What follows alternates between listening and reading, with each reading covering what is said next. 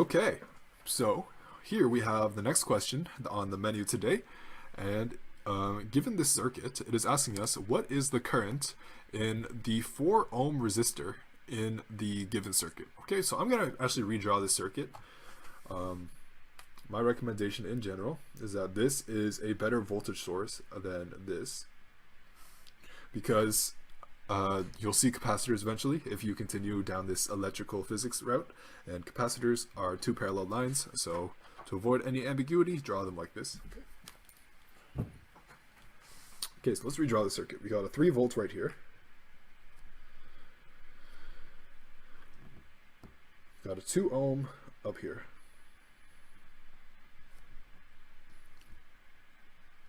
Minus plus. That is a 6 volt source. Here we got a 4 ohm resistor.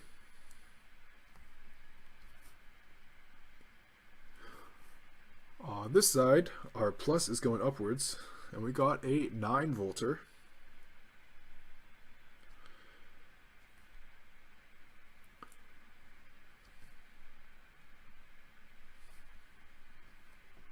And there we got a 8 ohm resistor.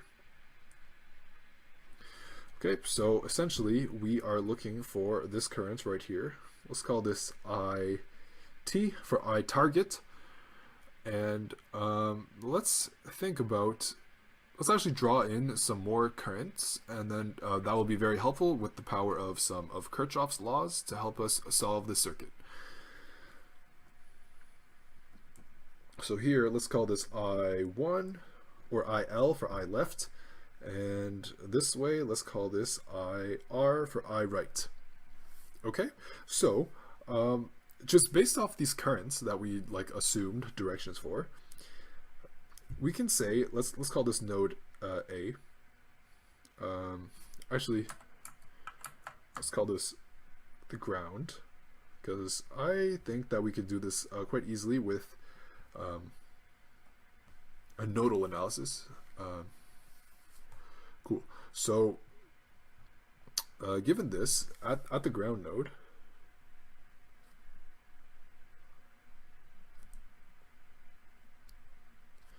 we want to use Kirchhoff's current law. So essentially what this means is incoming currents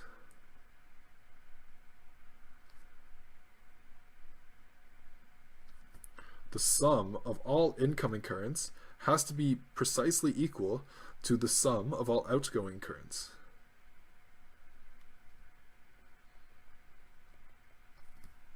Okay, so who's incoming to the ground node? Well, we only have IT that's incoming. Our target and outgoing, we want to add them all up, IL plus IR. Okay, so that's cool, but we know nothing about those currents, so it's not perfectly cool yet. But this is one of our equations. This is like an equation that we're definitely going to want to keep front and center in our mind. Yeah, okay, cool. So given this, to do a nodal analysis, we want to identify our other nodes of interest. So if this is our ground node, we know that this is going to be 0 volts. And let's just identify some nodes here. So let's call this A, B, C, and D. Okay, so just looking at the diagram, we can see that between A and the ground, we have to pass a 3 volt source. Okay, so we know that A has to be 3 volts above ground. Ground is 0 volts, so A must be 3 volts. Okay, a similar type of analysis could be done for node C. So node C is 9 volts above ground, and ground is 0, so C has to be 9 volts. Okay, now here at B, we don't know the voltage directly, but we could calculate it using our current laws here. So one thing that could definitely be important to see here is Ohm's law. So suppose that we have I going this way, we have V1 and V2, and this is R. We know that I is equal to V2 minus V1 over R.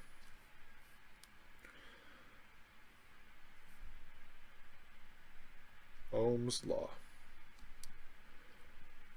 Okay, so we're pretty much going to want to apply this principle of Ohm's law just at this top node here. And we're just going to like substitute out these equations, these I values for things that are with respect to voltage. Okay, so here VB, we don't know the voltage, but we can just say that this is VB, and that's going to be a variable that we're going to try to solve for. And once we get that, we can get to VD, the voltage at point D. And once we get that, VD minus VD divided by 4, that's going to be the current that we need. Okay, so substituting this out here,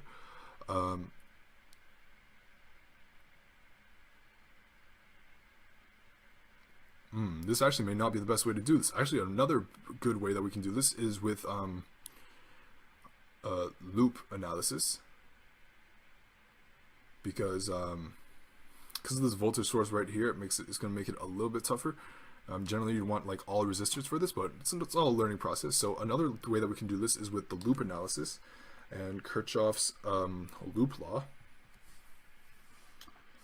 I'm actually going to erase this so that it's not ambiguous at all.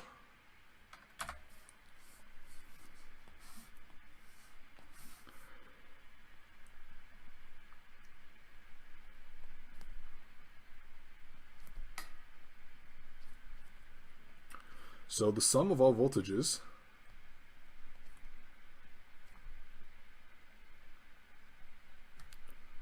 in a loop will always be 0. Okay, cool. So let's say that this could be loop 1. And here could be loop 2. So in loop 1, we know that our voltage has to be 0. So we're gonna do it like this. So this can be voltage sources.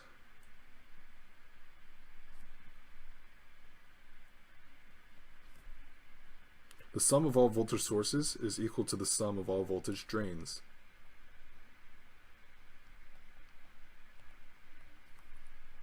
Okay, so the voltage sources, as we traverse this loop, we got a 3 and a 6, right? Yeah, okay, so we have a 3 volt plus 6 volt as voltage sources, and for voltage drains in this loop, we have IL times 2 ohms.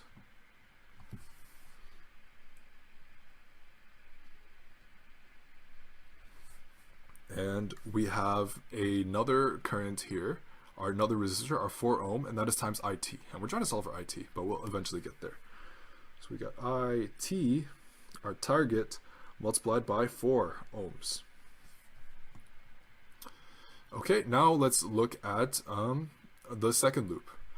Okay, so keep in mind the direction of our loop.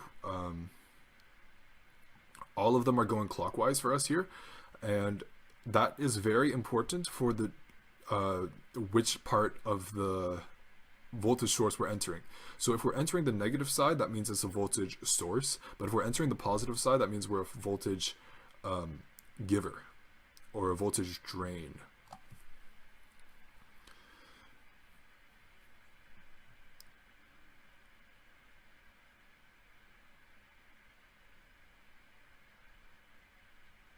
Yeah.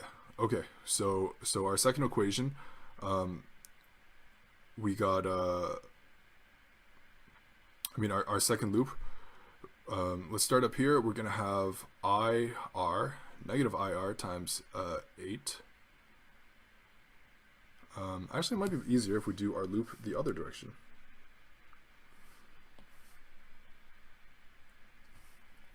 So here we'll have 9 volts and 6 volts as our sources.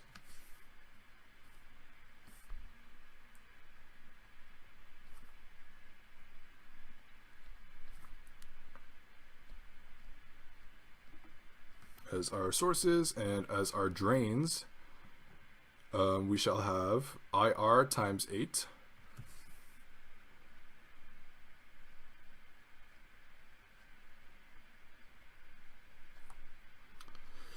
And we will add up IT times 4 ohms.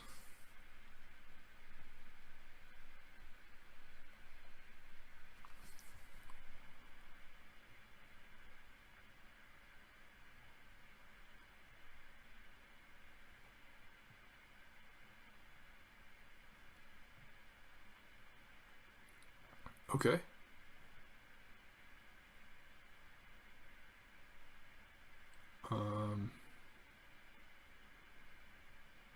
Interesting. Okay.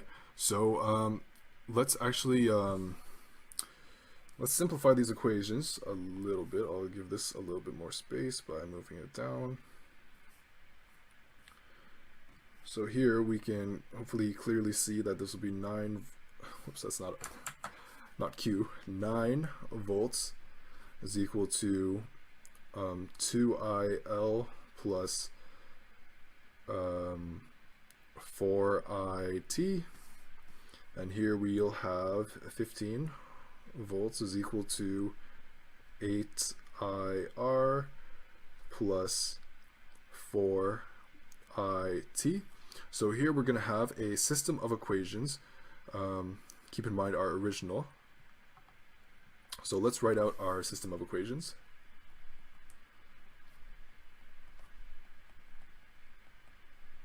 So our first one, when we bring everything to one side and equate this to 0, we'll have IL plus IR minus IT is equal to 0.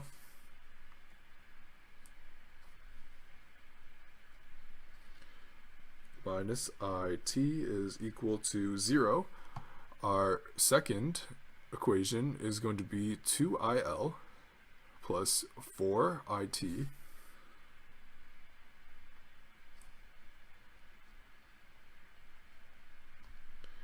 and that's going to be equal to 9. And our third equation is going to be 8IR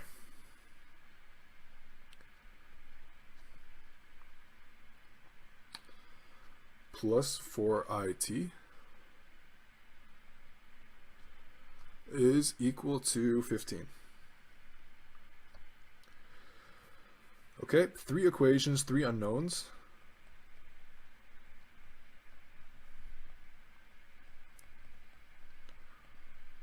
This is solvable. And what we can do is I'm going to put this into my matrix calculator on my calculator. Let's find that ASAP fast.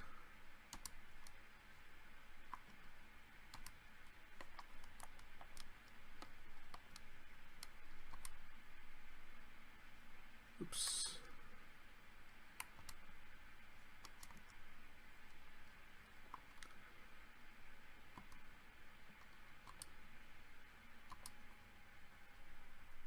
Oh man, where is that?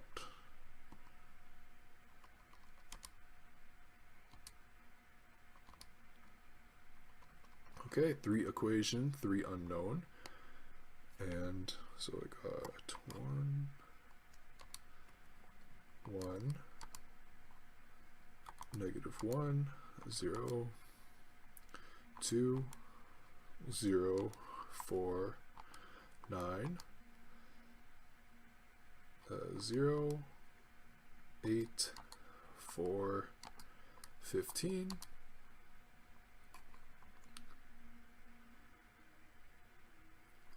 And solving for this, I got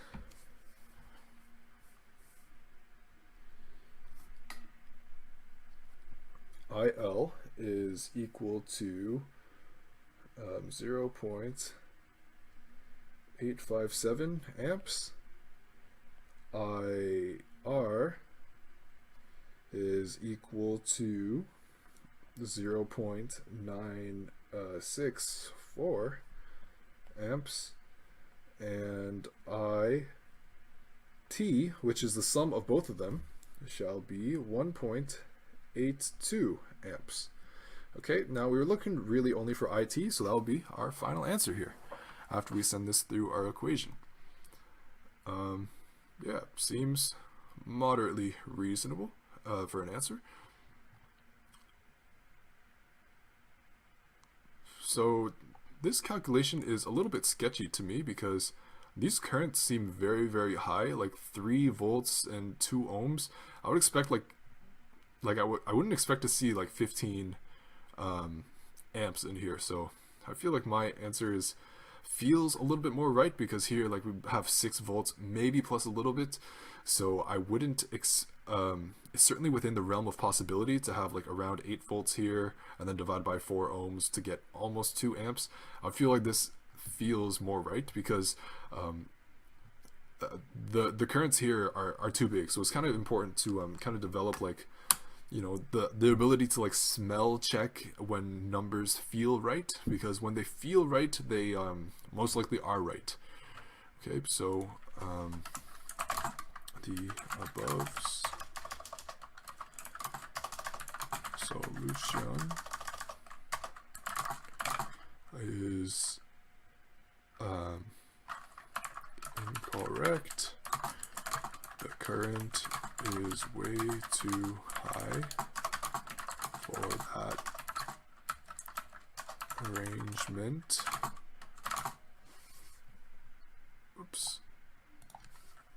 Of sources. Actual current is 1.82 amperes.